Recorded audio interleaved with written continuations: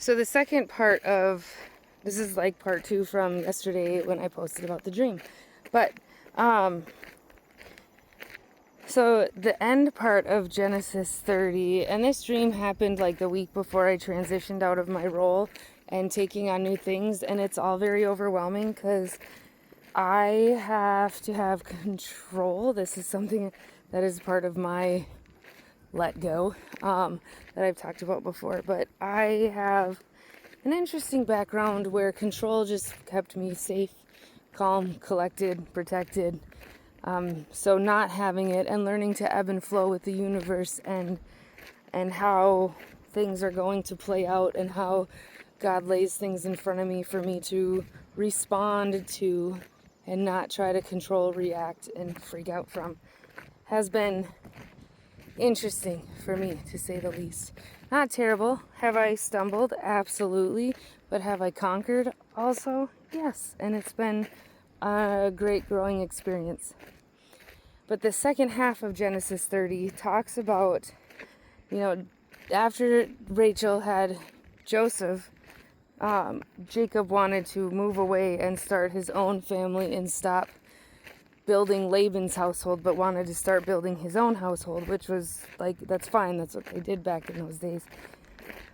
And so he did it in a respectful way. He went to Laban and proposed a plan, and Laban agreed to it. So that was what Jacob did. He thought before he spoke. He didn't just go to Laban and talk wildly. Like sometimes our emotions can get the better of us and we can just talk wildly to another person and create drama and animosity instead of just stopping and thinking and communicating in a way that the person will receive it. This is why it's so important to think about our words before we say them, because if we want a certain outcome, then the way we present it is going to make a difference in the way that the person reacts to us. And so Jacob did this. He used his wisdom, he used the knowledge that God had given him, and he presented it to Laban in a way that made Laban's nervous system feel safe, ready to listen, and ready to accept it instead of threatened.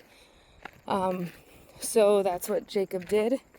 And he wound up being very prosperous because God blessed his efforts to do things in a righteous way and to use his wisdom. So something that I have a struggle with is kind of the ebb and flow and just letting things roll. So as I transition out of one career path in the manufacturing world down a totally different career path that I have no knowledge about, that is scary, that is, well, I shouldn't say no knowledge, I do my research.